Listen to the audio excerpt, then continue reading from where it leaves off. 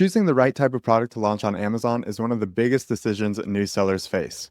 But not all product options are created equal. In this video, we're going to be sharing exactly how we evaluated all these different options and decided on which type of product we're going to be launching. Welcome to FBA Unfiltered. My name is Taylor and I started selling on Amazon in 2023.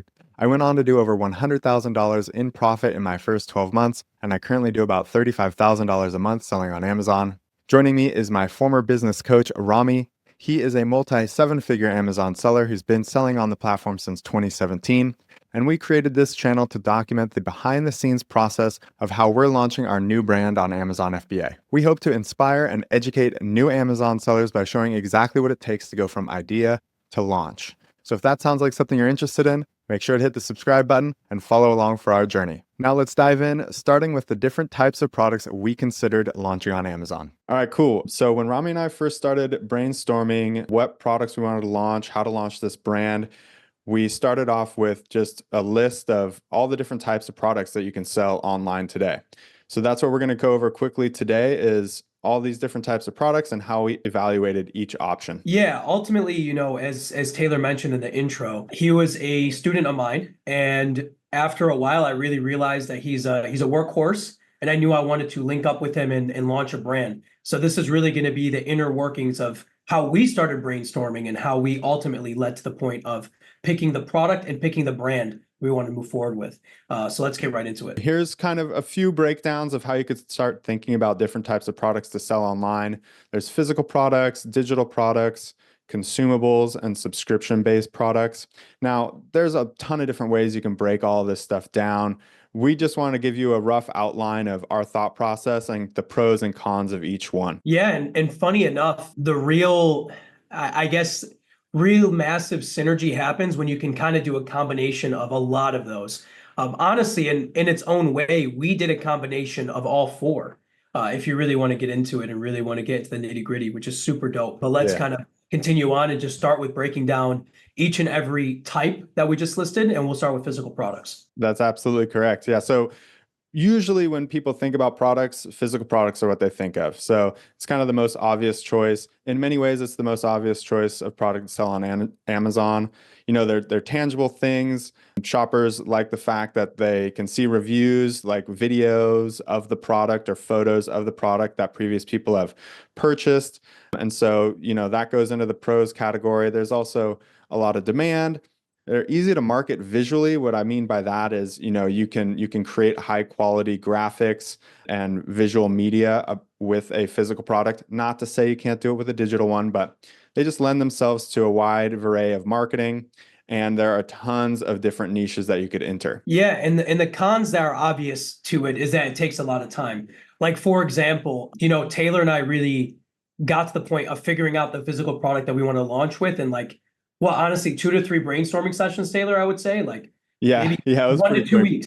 Yeah, 1 to 2 weeks, we figured out the product, but like we have everything done now, and one part of it, we're waiting 5 to 6 weeks just for the outer packaging to be completed, and then another couple weeks for the physical product to be completed to be placed in that package, and then another couple of weeks for it to be shipped to us for us to send out to Amazon, right? So there are definitely cons in regards to time, but obviously when it comes to physical products, the real advantage, I guess, that really moves into digital. The real advantage when it comes to physical products is that it is repeatable. But I guess it can be that way in digital too. There's a reason why Amazon gurus, which we're really trying to not just be like this. There's a reason why Amazon gurus like launch a product, regardless of the field they're in, whether it's arbitrage, wholesale, drop shipping, private label, making their own brand, whatever it is. They may have like one mediocre success and then just start selling a course right away because there's a ton of money in it. It's repeatable. Funny enough, one of the big things that Taylor is becoming really successful at is KDP, which is a really good digital option that, again, is repeatable. It's kind of quick. It's almost instantaneous once you get it set up.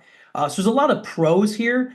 And as you're going to find out, as you like really get to be a part of our community and what we're really trying to do, we're going to have our own variation of this. However, it's not the front run of what we're trying to do. We're trying to be brand builders and we're trying to be transparent and actually walk you through that process through and through. So this is going to come back. So this I don't want to no spoilers yet, but I'm kind of teasing the product launch that we're about to drop, because consumable products are, I think, really exciting opportunity. They have a really high repeat purchase potential. If you're able to launch a high quality product that people like, and they, they eat it, they drink it, they apply it on their skin, whatever it is, it gets used, and then they run out, and then they want to buy it again. And there's just so many pros that come along with that downstream of that repeat purchase. It just makes these a super, super, ideal product to launch on Amazon. Yeah, and there's a lot of power into it. And I went down a little bit of a different route with consumables. I actually stuck with B2B, so business to business instead of B2C, like Yes. the way Amazon usually is. And one of my top products is a B2B consumable product. That product alone does 7 figures a year. I'm really starting to build it up now, but I believe the subscribe and save on that accounts for like 50% of my sales at this point, and it just keeps stacking, right? So if you have a really, really good consumable product, it's good. But just like with everything else, I want to throw in this caveat. And Taylor, I know you've heard this from me when, you were just a student of mine, is that when you hear like an influencer, including us, like including what we're saying, going against the grain is smart. Although consumables is like something you definitely want to be in, if you find an opportunity that's not a consumable, like do that too. You want to be in the areas where people aren't necessarily looking. I always said it that the boring categories are the ones that make a lot of money. And the boring categories right now are the ones that are making the most amount of money for me personally. Because ultimately our goal here is to really try and help and influence real good Amazon sellers, right? Both, I guess, really on the Amazon platform and off of it. We're not just trying to get the next person to drop ship, and that's not really what we're trying Oh to do. yeah, we want to lead by example. We Yeah. want to actually show you guys what goes into launching a product like this, what all the hurdles are that we face, how we overcome them, and how it works out for us in the end. And truth be told, it's still a surprise to us because we still haven't gone live yet. So you guys are all going to be along for the ride, like in real time, seeing how this product actually shakes out. But just real quick, there are some hurdles with or with consumable products, like Rami kind of hinted at. There's some regulations you have to be aware of. There's safety standards, things like that. So there's a reason why these kind of products can be so kind of explosive, is if you can get in there, if you can fight through this kind of red tape and find a blue ocean that's not already super saturated, then you really stand to make a lot of money. Yeah, and I mean, I guess this is more of another caveat for everything we're discussing. It doesn't have to be as complicated as one thinks. Like once Taylor and I are pretty public with what we're doing, you'll see how simple our branding and our stance into what makes our change unique, right? It just doesn't have to be that crazy.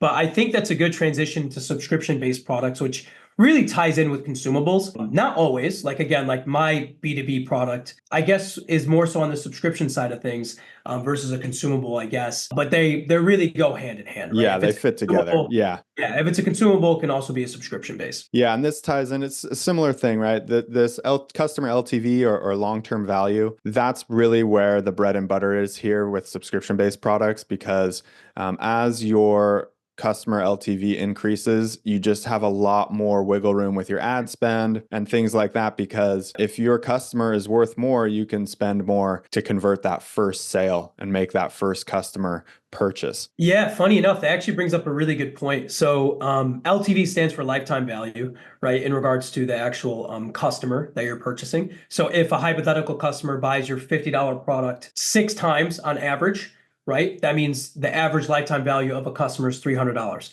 One of the things with, again, my number one product that I did for the first year is I broke even on ads, which I knew because if I got my product into consumers' hands or businesses' hands, I knew my product was really good. I just had to get it into their hands, and then there'll be repeat purchases. And some people looked at me like I was crazy because obviously the goal is to be profitable as soon as you can. But I looked at it as like, hey, if I can break even for a year, I truly believe that my product is better than everything else in the market. So I know the repeat purchases will then be just all profit. And actually, funny enough, in the beginning, my average cost of sale, my A cost, was like close to 30 to 40%. for the first year on this product. And now it's gotten all the way down to like, I think 10%, 10 That's to 12%. crazy. And I'm spending just as much, which is Wow. not right. That's So, insane. but that happened when the subscription orders started really come in. People weren't necessarily only clicking my advertisement. There was a lot more belief in the product. So yeah, I mean that's kind of it. There's a lot of benefits to it, and play around how much you spend on a customer. When you know the lifetime value is going to be higher than buying Yeah. a one-off product. Like I guess a really good example of a one-off product would be like a computer chair that I'm sitting on now, right? That's not going to be a subscription base. So you got to make sure that the cost that it takes for you to acquire a customer still has to be profitable within the first sale, or at least the long-term vision, I guess is a better way to put No, it. and but you kind of spoke to our kind of guiding mission here, which is, we're not doing like a get rich quick scheme. Like that's not our plan at all. And I sometimes get the vibe that's what people think e-commerce is. Like a lot of these guys making content, that's how they get everyone fired up, right? It's all about this get rich quick scheme, and none of them are playing the long game. And that's really like why I wanted to showcase this brand and how we're building it, is because just like you said with your B2B business, like that's a long-term vision. And it takes a lot more discipline, but if you can pull it off, it's just incredible because like you said, you've got repeat customers now, for a fraction of your original A costs, and it's just kind of a compounding effect on your revenue, which is just unbelievable. Yeah, funny enough, I'll kind of this will be another caveat is it really surprised me because I've been in the space, I've been selling on Amazon since 2017. So I've seen like all the waves, whether it's, arbitrage selling, retail, online, wholesale selling, drop shipping. I still know people who are making seven figures a year drop shipping on Amazon. I'm completely breaking terms of service, but uh, Yeah, I still don't do know that. that. Yeah, no, don't do like it's like, but like they all exist. But like the one thing that shocked me is I would say a little bit over a year ago, I spent a lot of my time doing wholesale and arbitrage work because I was trying to help my like family get into Amazon and start to make money. My brother-in-law, my wife, my other brother-in-law. I got into a lot of people onto it locally to me, and just like the lowest hanging fruit is arbitrage. And so because I did that, like I incorporated some into my account just to kind of see how it was. And it just shocked me that when I looked at my end of year profit, I saw how much money all of my, branded products I made myself made me, which like after you get everything set up and keep inventory in stock, the amount of work that you have to do is very minimal, right? Especially if you have one like high level VA with you, it's essentially none.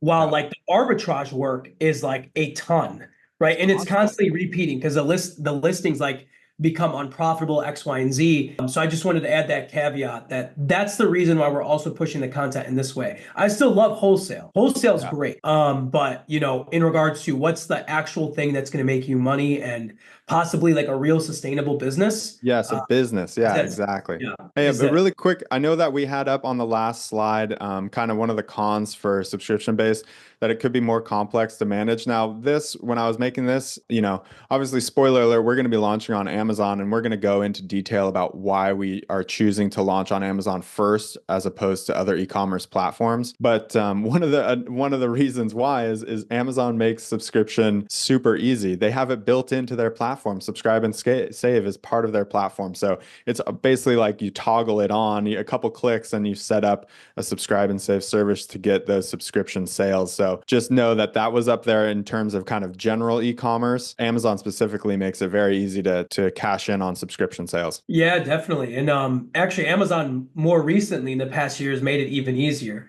The subscribe and save like back end on Amazon side is actually really nice. It Mhm. actually explains things really, really well nowadays. Before it was kind of the wild, wild west. So it's really nice to see how it is now. Even with Shopify's subscribe and save, it's pretty good if you have the right fulfillment center, connected to it. But Yeah. nonetheless, we can move into niching down and Yeah. importance of it. Yeah, I mean, there's so much to say about this, right? Like, regardless of what product you intend to launch, you just really have to understand your niche. And there's a couple ways to think about this, but I think when I talk to people about their ideas for e-commerce, a lot of people they really like all of their ideas, right? They have all these cool product ideas and they're just all jazzed up on it. And I think the major frame shift that I've had to adopt and that I try to remind myself every time I'm thinking about a product launch is kind of flipping from the product and flipping your mindset to the customer. What do they want? Like what problems do they have and how do you solve them? You know what I mean? And answering those questions leads you to what will be a profitable product versus trying to start with the product and not having a good understanding of your customer avatar, who your audience is, and what their problems are. So that's kind of, I think, the foundation behind the idea of niching down is to really get specific with who you're serving. Who are you trying to provide value to? Yeah, and Taylor, I know you're gonna remember this because I think I drilled this down to you in Austin Yeah. over and over and over again. There's two questions I tell everybody to ask themselves when they're thinking about building a product, building a brand, whatever it is. Number one is that business is common sense. Can you truly tell yourself and build yourself a really good hypothesis, right? Can you say if my product can do this, differentiates in this way, X, Y, and Z, then it should do well. A very simple if-then statement. If you can curate that for the product or brand you're trying to launch, it should make sense, right? And every single product, every single brand that Taylor and I have launched so far had a very clear if-then statement that we were then able to test, right? Like it was logical. Then the second question is that can you go to your customer avatar, right? Whatever that customer avatar is, can you say, hey, Mr. or Mrs. Customer, this is the product that I'm coming with. This is what makes it different than everything else on the market for X, Y, and Z. With that said, would you be interested in investing in it? Can you have that confidence?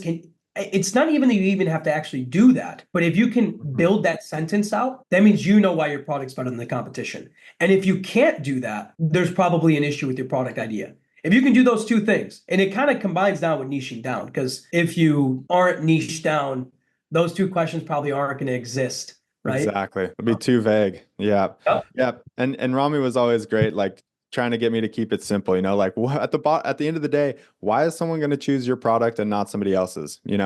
Just have a very clear understanding. And the reason why the niching down is important is because you can get pretty subtle with your changes. You can make small tweaks and small differentiators if those are the kind of things that your particular customer avatar finds valuable, right? So it requires some research, but it's really where you find like kind of like those untapped gold mines is when you do a little bit more research, really find out what a customer needs, and then you provide for that need. Yeah, agreed. I mean, Taylor, is this a good time to discuss like why we made the decision on what we did? Or are we Oh, bro, I don't know. Hold on. Let's quickly recap here. So I think this is good because it's covers a couple of things that we talked about, which is having long-term goals. Like what are your goals with your business? As I said, we're not trying to sell any sort of get rich quick scheme. That's not what this is about. We're really trying to document a long-term vision and just provide you guys kind of a behind the scenes view into how we're gonna make it happen. And so ask yourself these questions. Do you want repeat customers or are you trying to just do one-off sales? There's no right answer. It's just up to you. What are you able to pull off feasibly with your skill set and with your resources? Yeah, because this little caveat kind of goes for all key takeaways is there's not a right or wrong answer for essentially any of these. Just like there's not a right answer to picking private label, wholesale, drop shipping, X, Y, and Z. There's not a right or wrong answer. What the answer is like what's true to you. Whatever that is true to you, that is the one you move forward with. So whether if that's, your long-term goals of saying, hey, I want to build a smaller knit of customers, but they're constantly repeating. Or are you trying to go wide and having a bunch of one-time customers? What is manageable for you right now in regards to, hey, are you good at handling inventory forecasting? Yeah. Because it does get a little bit more complicated when you're talking about the subscribe and saves, right? Like right now, I have to account for all of my subscribe and saves, right? And understand that inventory forecasting, but also forecasting the increase of subscribe and saves for Q4 and the increase in one-time sales. Right. So it Right. is a little bit more complicated, but as long as you can kind of figure that out and kind of be true to yourself in that regard, you'll be in a really good spot. That's a super good point. Yeah, the inventory management. But we're going to cover all this kind of stuff, guys. Like I said, we're not trying to hide anything. We really want to showcase exactly how to do all this because, like Rami said, like he's telling all his friends and family how to do it. I'm doing the same thing, and this way we can just reach a wider audience. And I feel like we can also do a better job of really showcasing what goes on behind the scenes to make this stuff happen. And as Rami said, what aligns with your interests and expertise? That's a great way to tap into a market is if you already understand something very well, it ties back into niching down. You're going to understand the ins and outs of what that customer actually likes and what they find valuable if you already have some background knowledge or expertise in that particular market. Yeah, I agree. And ultimately, I think this will go for Taylor and I. Even if this channel goes nowhere and we're reaching 1 to 2 people, it's going to save him and I time by Yeah. when people ask us questions in our local community and just be like, hey, here, watch this. Yeah. And it's going to stop us from repeating. So it's going to be, I'm very excited for that in and of itself. I'm excited for the whole thing, man, because check it out. We've got we're gonna do a little teaser. So what product did we actually end up going with? And we're going with a consumable, and we're actually specifically going to go with a supplement product. I'm really excited. There's a little sneak peek of the product packaging. Stay tuned because we're gonna be going over the next kind of steps. We're trying to do this as best we can step by step.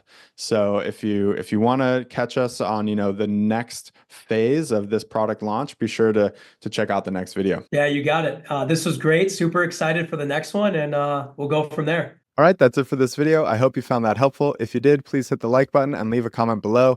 I'd love to hear what types of products you're thinking about selling so I can hear your ideas and offer some feedback. If you're curious and want to learn more about supplements and how to launch one, be sure to hit the subscribe button so you don't miss our next video. Thank you for watching, and we'll see you in the next one.